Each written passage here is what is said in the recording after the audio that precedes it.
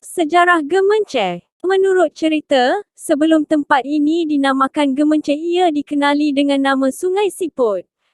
Pada zaman dahulu, ada seorang lelaki dengan isterinya dari Minangkabau.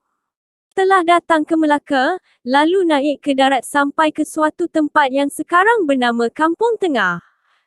Di situ, mereka membuka ladang bertanam padi. Setelah sekian lama tinggal di situ, mereka mudik lagi lalu sampai ke suatu tempat. Di situ, mereka bertemu dengan seorang jakun biduanda dengan isterinya. Si suami bernama Supai dan isterinya bernama Menceh.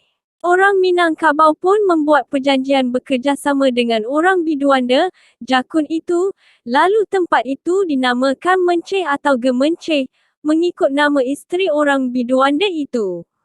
Pada masa Datuk Saito menjadi Undang Luak Johor yang ke-7, 1840 hingga 1901, berpunca adanya lombong emas di Gemenceh, timbul pergaduhan antara Gemenceh dengan Johor kerana Datuk Saito hendakkan lombong emas di Gemenceh itu masuk ke dalam kuasanya, tetapi orang di Gemenceh tidak setuju. Dalam pergaduhan itu, pasukan perang Johor dipimpin oleh seorang panglima perang gagah tetapi zalim bernama Datuk Muda Pilih. Pasukan perang pihak Gemenceh dipimpin oleh panglima yang bernama Raja Husain. Beberapa pertempuran antara kedua belah pihak telah berlaku di tempat yang bernama Bukit Talang, sekarang bernama Kampung Pulau, dan dalam pertempuran itu, ramai orang terbunuh. Akhirnya, peperangan itu dimenangi oleh Johor, dan orang Gemenceh pun berundur.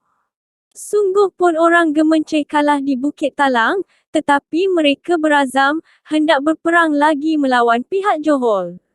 Lalu, mereka melengkapkan pasukan yang lebih kuat lagi.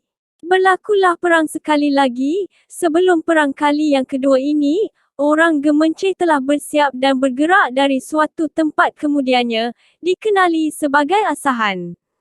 Di situlah, mereka bersiap dan mengasah segala senjata seperti pedang, tombak, lembing dan sebagainya. Dari Asahan, mereka diiringi oleh anak isteri mereka. Mereka berkumpul di suatu tempat lain dan di situlah isteri dan anak mereka memberi ucapan selamat jalan sambil bertangis-tangisan kepada suami mereka yang pergi, lalu tempat itu disebut Anak Air Tangis. Ada versi lain, asal-usul nama Gemenceh. Nama isteri Tok Batin itu ialah Gemenceh. Maka nama isteri Tok Batin pada waktu itu iaitu Gemenceh, diambil untuk kawasan ini sempena beliau mendamaikan orang Minangkabau dan penduduk asal. Jakun Biduanda adalah kini dikenali sebagai orang asli suku Temuan.